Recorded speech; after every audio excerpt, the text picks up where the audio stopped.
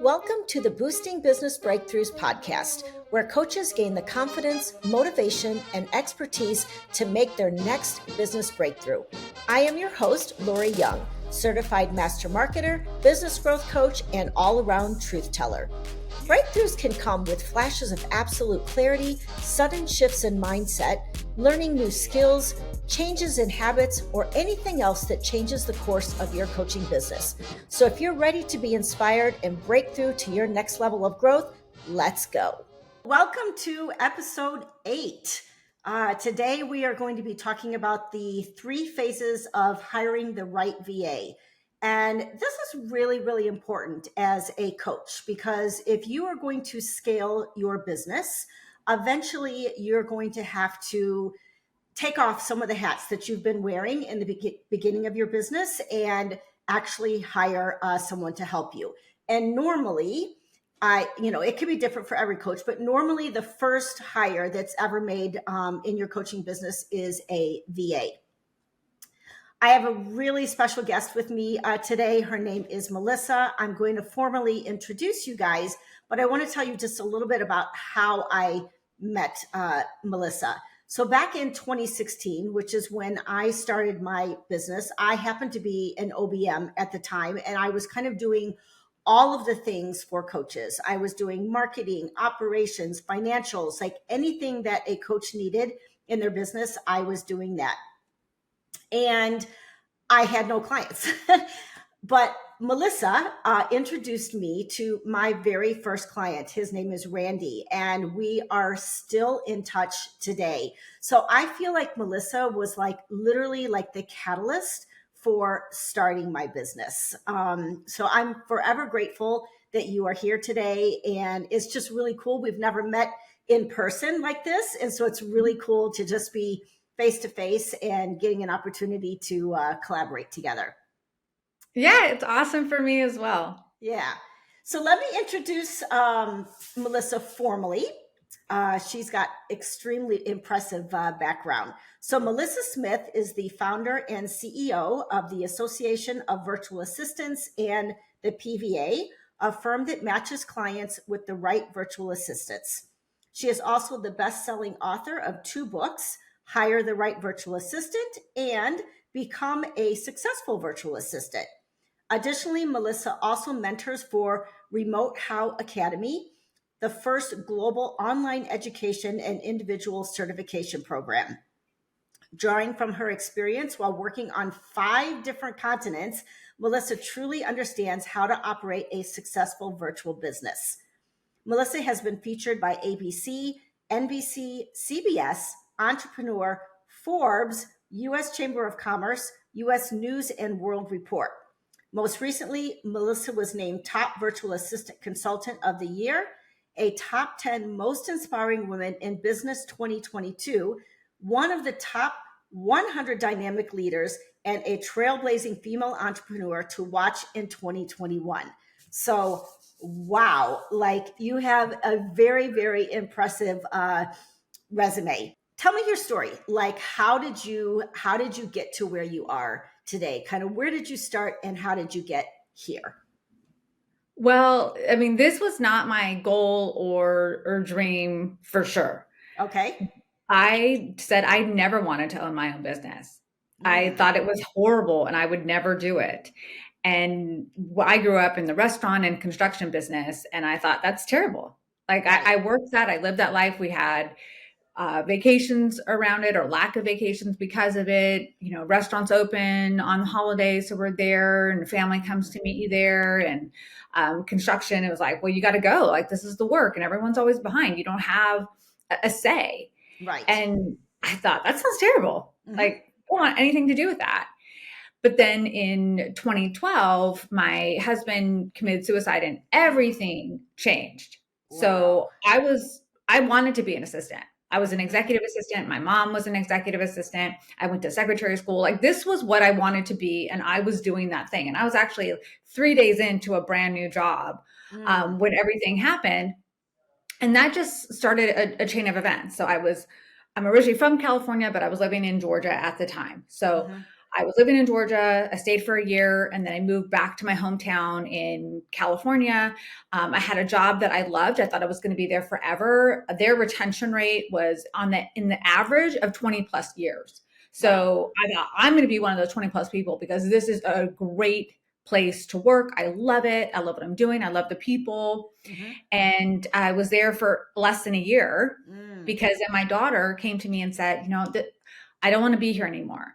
I'm going to be a senior in high school. I want to go back home to Georgia. I want to graduate with my friends. And I knew I had to give that to her. Okay. So I went into my boss to give my 2 weeks notice and he said, we don't want to lose you. How can we keep you? And I thought, well, I could do most of what I do virtually. I don't have to be here in the office. And he said, okay, let's do that. Okay. So then I started working virtually and we had signed contracts every year. So the idea was I was going to work virtually until I went back. And then I started doing it for a little while and I thought, I wonder if I could do this for myself. And so I sent the contract back unsigned. I told them I would finish out my current contract and then I was going to start my own business. And they were so supportive and they said, thank you for finishing out your contract. We support you. You will always have a job with us. And then, I started my business. And that was in what year? That was in 2014. 2014. Okay. Wow. So you started as a virtual assistant. Yes. And you built your business from there?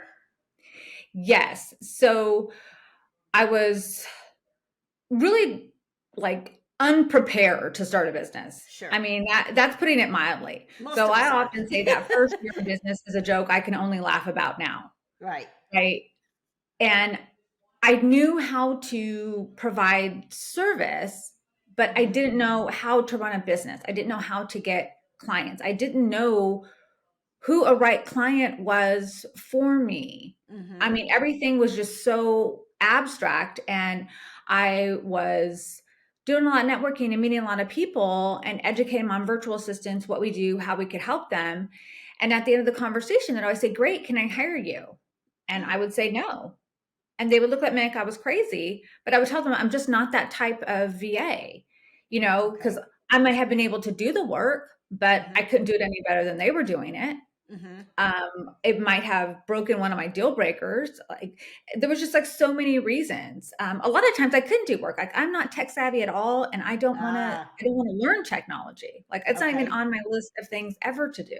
Okay. So, they would say, well, where does one find that type of VA? And I thought, gosh, I know tons of people. So I began making introductions like that. And it was a year into it before I thought, I wonder if someone would pay me to do this. So I tried it and they did. And that's how I started matchmaking. Wow. That's cool. And so that's what you do now, is just tell me a little bit about your business. Yes. So I match clients to the right virtual assistant based on communication strategy and ideal client fit. So communication strategy for the client in their manner, their medium, their tone, their verbiage. It has to be super simple or else they won't do it. And then they feel like virtual assistance isn't working. Right. The ideal client fit is for the VA. And sometimes that's an OBM. Sometimes it's, a non-traditional title or role. But they should think wow, I get to work with this person. This is exactly the type of work that I love doing for exactly the type of person I love doing it for. Right. And then based on those two pillars, I have a 98% successful match rate. And many of my clients have been working with their VAs for 4, 5, 6, 7, even 8 years now. Wow. It's been really great, but there's a business model in that. So unlike a lot of other companies, I'm not an agency. I can't attract the best talent if I had an agency, because then I would only be able to pay the VA so much in order to make a profit, which eliminates right off the bat the best people. Right. And then, it doesn't serve my clients because they won't have the retention. They won't have the best person doing it. And so when I first started out, people told me that's a horrible business model. Oh my gosh, this is terrible. You're never going to make it. This is awful. There's no recurring revenue. What are you doing?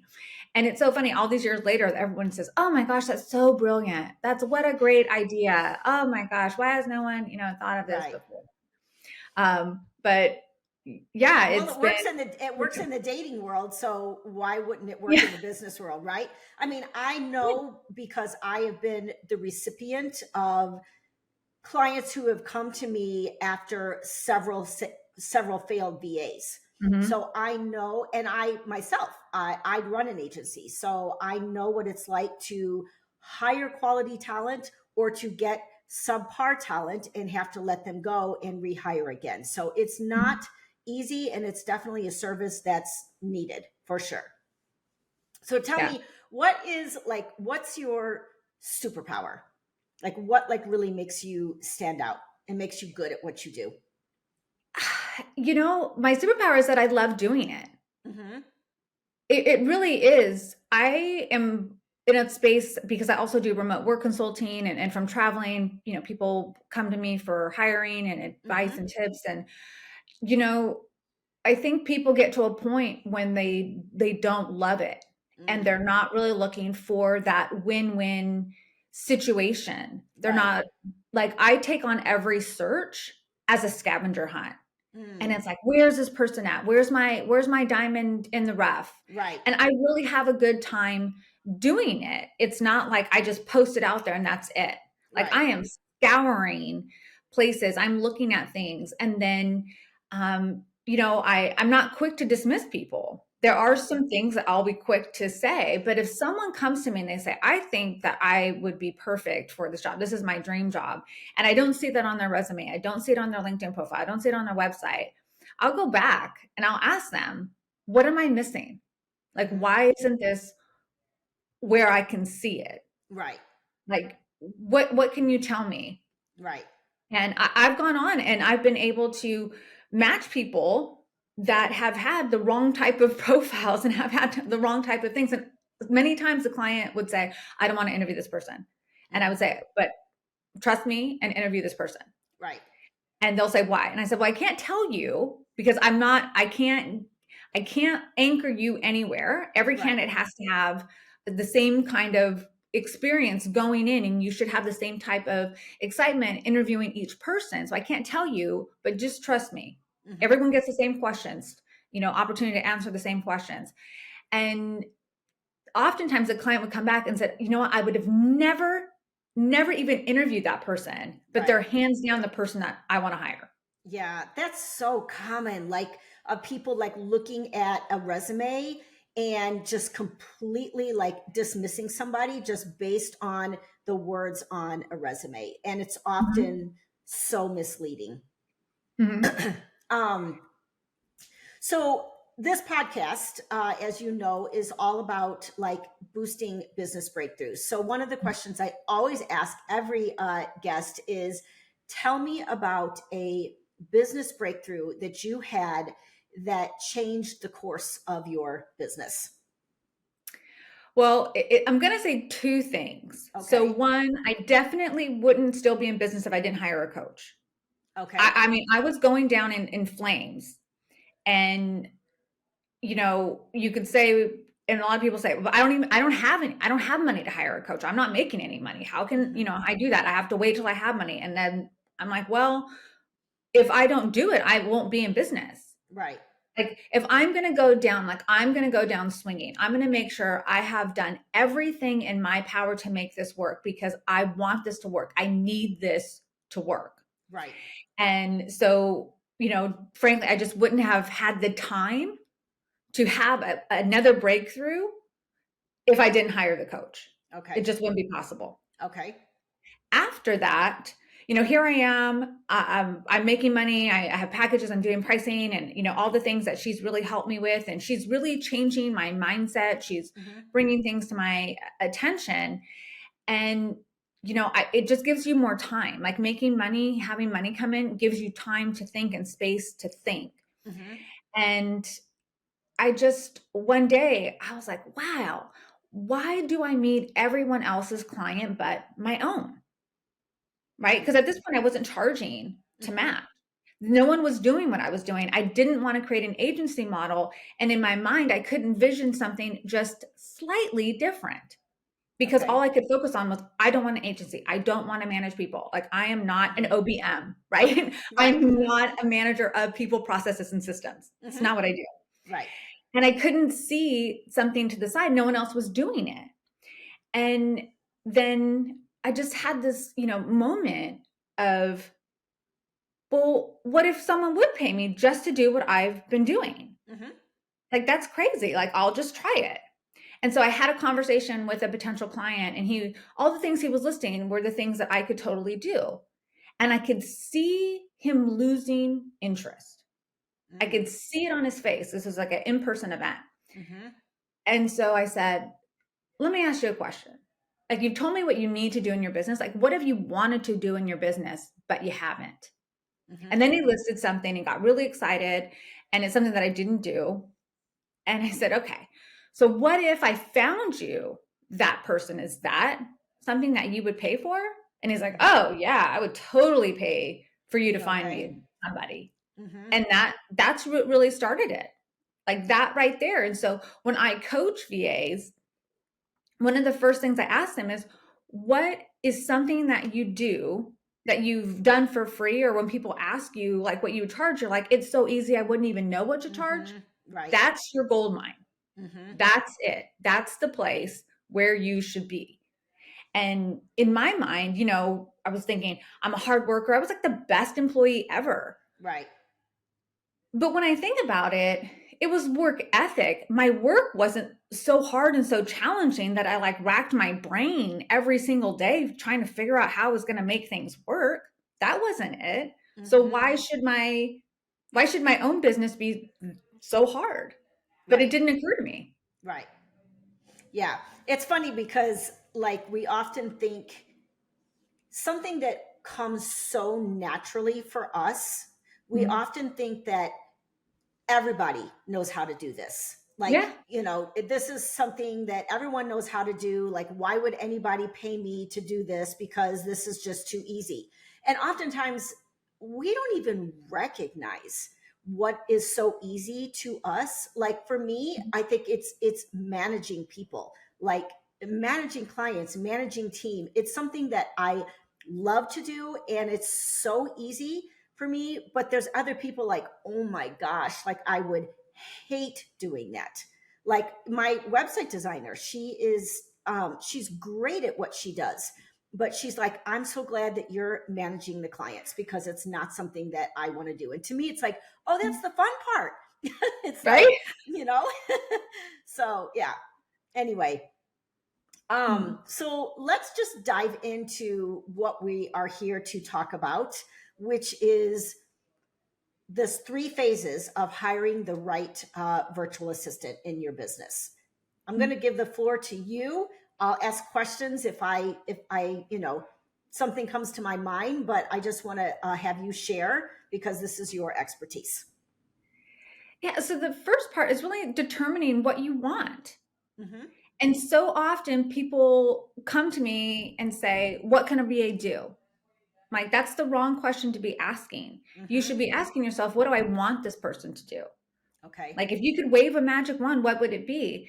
And oftentimes people are like, they read an article, they spoke to a colleague, and they'll say, their VA does this and that. And yeah, like I could see that, but it's something that they're excited about. And like, you don't have to do that. Like, yes, those are services and offerings, but if that's not going to have like the greatest impact on your business, if you're not going to be excited about that, then don't start there. Like, you may end up getting to a point where you need to be there, which is fine, but don't start there. Like, when you hire someone, especially that first VA, it should be exciting. You should be like, oh my goodness, I can't wait to get this off my plate, right? For me, my first hire was a bookkeeper. Oh my gosh, like, just get this off my plate. Don't make me do this now or ever. And it was exciting. Right. A lot of people hire and they're like, oh, I just don't know if I want to spend money on it. Like, I could do it myself. Like, if that's how you feel about it, like, it's probably not the first hire. Like, you should be hiring. How do you advise like your clients on how to determine what it is that they want like taken off their plates? So I'll ask them, if you had one more hour in the day, what would you do with it? Mm-hmm. And then I'll ask them, what's something in your business that you've wanted to implement but haven't? Okay. And that's typically the thing. So some clients come in and say, I need this. Like, I'm excited to hire this person. This is like well overdue.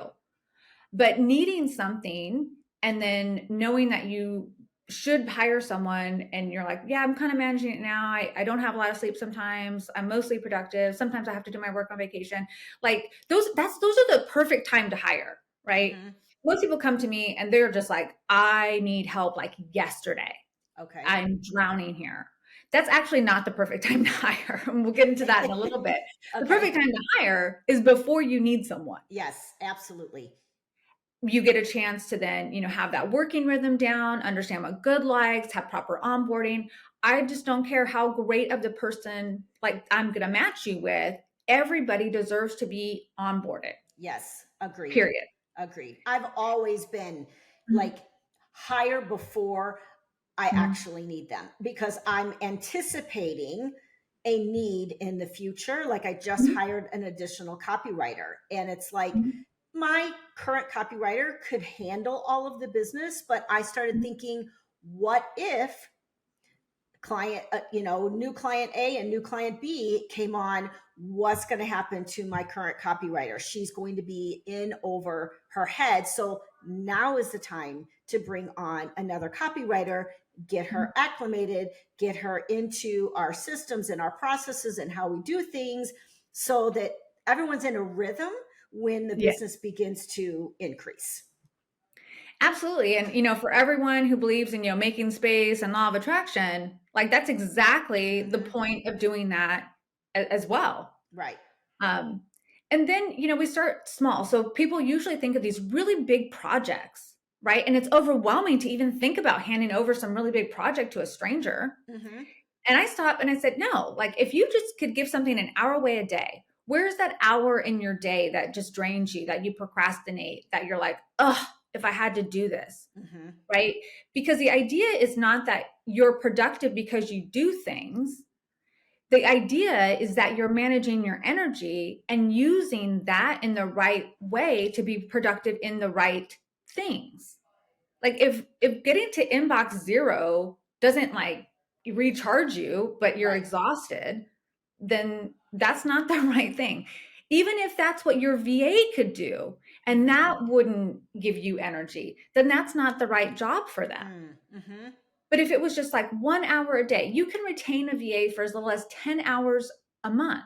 Mm-hmm. It's okay to start small. If Right. that 1 hour that someone else is doing something for you gives you like 4 or 5 hours of energy, then that is where we start. And it Right. could be super simple. It doesn't matter. But like for me, taking that bookkeeping off my plate, it's not just the time that it took me, it's the time that I didn't want to do it, the Right. bad energy that I had, the procrastination, the worry if I did it right, and then the email that comes back later on that says something's not right here. And you're like, oh, Right. oh, like Yeah. it's so horrible to even think about. Right.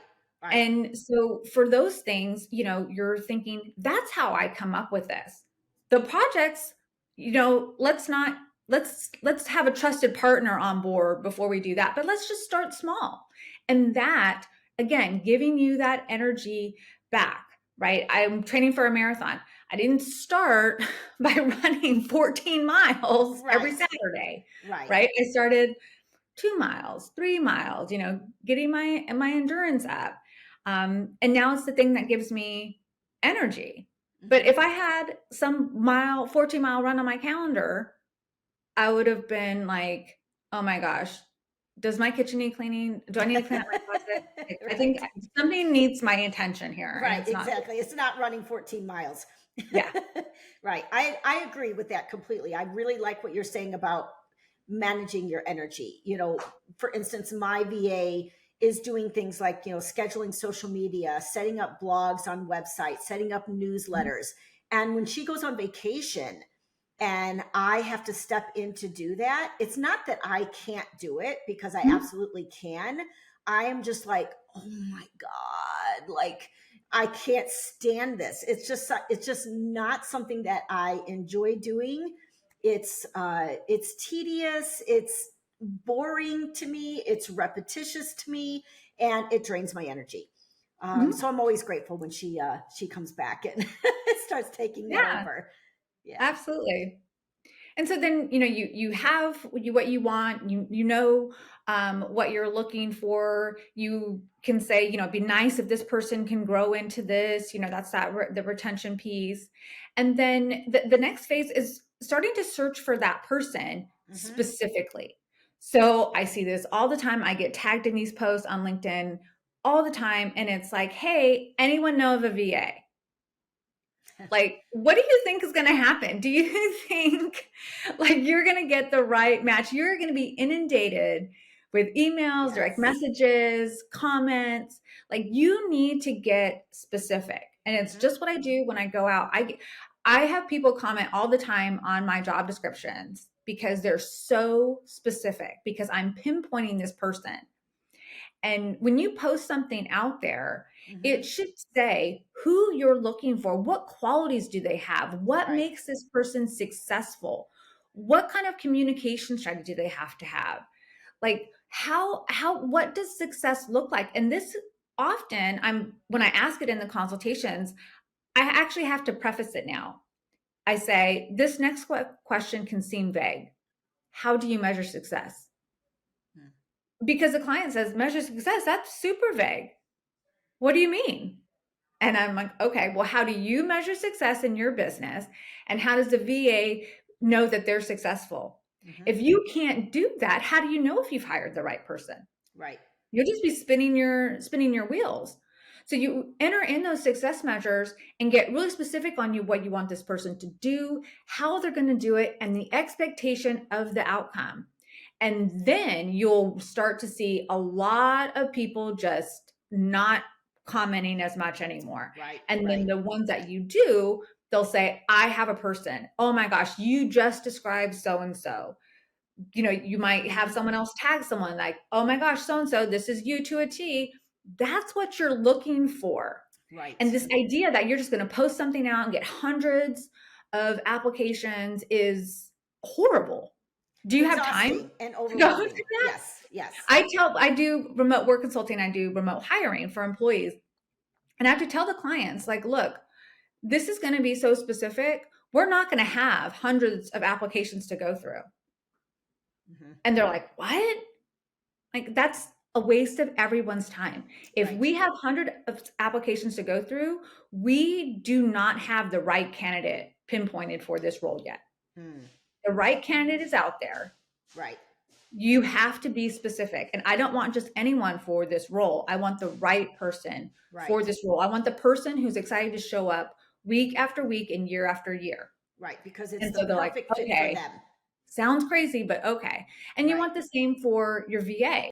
Let Go me ahead. ask you a question. Mhm. So, the job description, Mhm. right? That to me is such an important element of, like you said, like really getting specific about the type of person you're looking for, the qualities of the person, the soft skills that you're looking for, and the more technical skills that you're looking Mhm. for. When you're working with clients, do you put that job description together for them, or do you require that they come to you with a job description?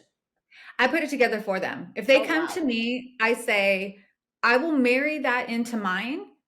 But if I'm not allowed to write the job description, I won't even do the search. Hmm. That's a bonus right there, is for you to write the job description, because that is more than half the battle. I mean, that is half the Mhm. battle, right? Of just Mhm. really getting that job description nailed. So you are, like Mhm. you said, attracting the right person. So Mhm. most people, I would say most coaches probably aren't familiar with writing job descriptions, number one, unless you come from the HR industry. Mhm. So that to me is a huge bonus that you do that for them. Yeah, I mean, the clients love it. And I have had people, just even going through the consultation that say, can I have a copy of this? I'm saying some really great things right now. They've said it's therapy. And I do job description editing and make it better. So people say, oh, gosh, we're not getting the right candidates, or we're not getting any candidates. Like, can you help me? Can you rewrite this? And I'm like, sure, let's do it. It's part of the consultation process. You automatically get it. And I see where they're going. I see what they want, but they are not attracting anyone because they're putting forth the most horrible company culture. And I'll give you an example. I had someone who put in their job description that it comes with lunch. You get to take a lunch. And I said, are you kidding me? Right. You think that someone's legal right to take a lunch is a benefit. Like, you're not going to attract anybody. Right.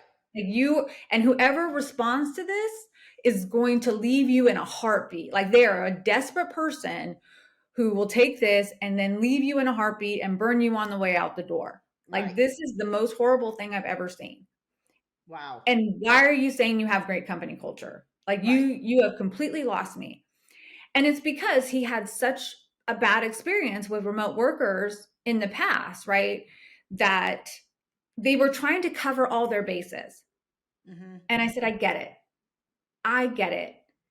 But you're not going to be able to cover your bases if what you're putting out is negative. You're only going to get more negative people. If you put out positive things and you're attracting positive people and you're putting in there what you're looking for, then you will attract that person. Right. Anyone who is not turned off by the fact that you think that lunch is a benefit is no one that you want to work for your company. Right. Exactly. That's crazy talk. Right. And so we had to redo everything. Or like one of the most overused words in a job description is need. Needs to be this, needs to be that, needs this. I mean, every single sentence, it seems like. And I'm like, what would it change if you put loves to do this, has a desire, has demonstrated the ability to? Like, what would change if you did that? So is there another phase to this, that's phase 3? Yeah. And so due diligence in the hiring process is the most skipped when hiring a VA. I am always shocked. So the number of people who hire the first person that they interview because they have no process and no system. Like, if you worked for a company, would you do that? No. If someone worked for your company and they hired the first person they interviewed, I mean, would that be acceptable? No. Right. The hiring process takes due diligence, right? You put this job description out, you have people go, you look through every single candidate, you set up interviews, you have questions to ask, you conduct the interviews, you have a second interview if needed, you follow up with their references, you conduct a background check for the person that you wish to hire. You have proposals and contracts in place. Like, it's a total and complete process. And yes, it does take time. I mean, but is your business worth it? Like, when people come to me and say, oh, I can't believe it, I just hire one VA that was bad after another. I'm like, well, did you check their references? No, I looked at their testimonials. Right. Okay. Well, do you think someone's going to put a bad testimonial on their site? Right. Exactly. Yes. Because oftentimes what people say in the references provides insight into working with that person. Right. They might tell you, it was a slow go, but we got past it. And then it's fine. Right. That's fine. That person just may be very meticulous in how they do things. Or they might say, I wish I had known how much she can do in the beginning. She's not just this, like, she's also able to do this. And had I known that, I would have had her, do that for much longer. Right. They'll share stories and you'll be able to really understand what it's like to work with this person. And, those kinds of things also give you that confidence so that you don't have buyer's remorse. Right. Because onboarding can be a rocky process. And I tell clients, it's a process. Time-consuming and it costs money. Yeah. So you don't want to just give up because someone did something wrong. Like, you're not perfect. Did you expect this perfect person to come in and be perfect? Right. Like, that's the whole reason for onboarding. We're learning each other right now. Right. Like, this is what good looks like. Okay, you don't like that? Okay, I won't do that anymore. You like that? I'll make sure to do it all the time. Like, Mm-hmm. it's this whole process of, if no matter how small you think it is, if you like it, say something immediately. No matter how small it is, if you don't like it, say something immediately. Right. And, going through that process without, and if you've already done those reference checks, if you've done the background check, you can go forward with more confidence. Where you lose that is you're not secure in your hiring process because you didn't have one. Right. Right.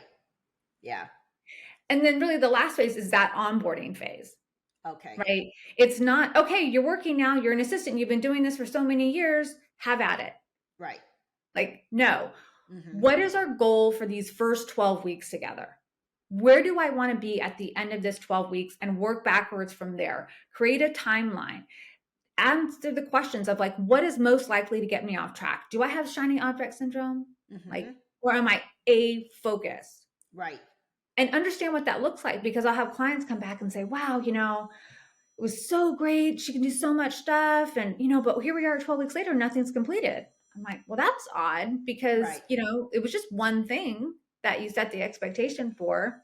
Tell me all that, the VA's been doing. And they'll say, oh, she did this. And then we had this coming. And I had this opportunity. So I had her get on this. And I'm like, okay, well, at what point did you reframe the expectation that, since you added so much to her plate, that this thing that you started with was no longer still the focal point? Right. Right. And they're like, oh, well, I didn't. But because they get so excited, Mm-hmm. right? They're like, oh, well, you can do this too. Yeah, Please take this exactly. from me. Like, oh my Right. gosh, we get along so well. I trust you. Oh, you can do this. Please do this for me. And if you don't have that roadmap, and you don't give the VA permission to say, hey, okay, we want to add this to our plate, like, this is going to push our roadmap out. Mm-hmm. This might take some time. I'm working on this project. Do you want to take me off this project today? You Right. only have so many hours that you wanted to budget. We're going to go over budget if, we do this today. Right. And that really helps reframe things. And sometimes the clients will say, let's do more hours.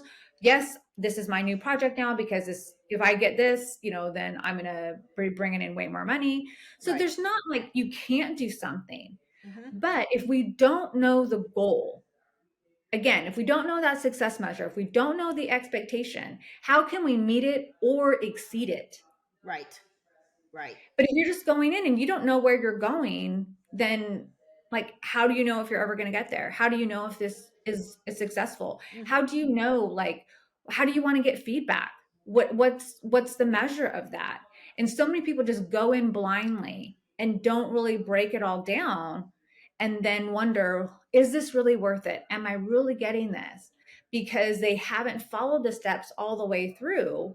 Right. And so they don't really recognize if this is what they want. Is it meeting their expectations? Did I make the right decision? I'm just, Mm-hmm. I could have been wrong, because this is the only person that I interviewed. Right, exactly. Yeah, and I think another piece that is so important during that onboarding process is having systems and Mm-hmm. processes in place, because oftentimes, just because a VA knows how to do, maybe they know how to do client onboarding, for instance, Mm-hmm.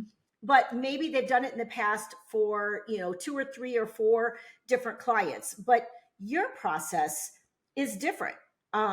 Your process is different than coach A or coach B or coach C, and so having your processes and your systems documented is so important. I think a lot of times we throw people into our business, and if there are not systems and processes in place, you're going to get all kinds of mistakes, and then you're going to be questioning whether or not you made the right hire, when indeed it's not really always about whether or not you made the right hire, but whether or not you train properly and whether or not you have the systems and processes in place to effectively guide that person.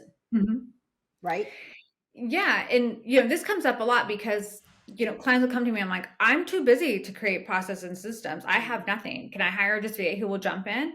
Absolutely. You will be meeting with that person more, and it requires much more communication, and it requires the right type of communication. So when you're doing that, there's not a lot of, hey, how are you today? Hope you had a great weekend. Like, hey, by the way, I noticed that this thing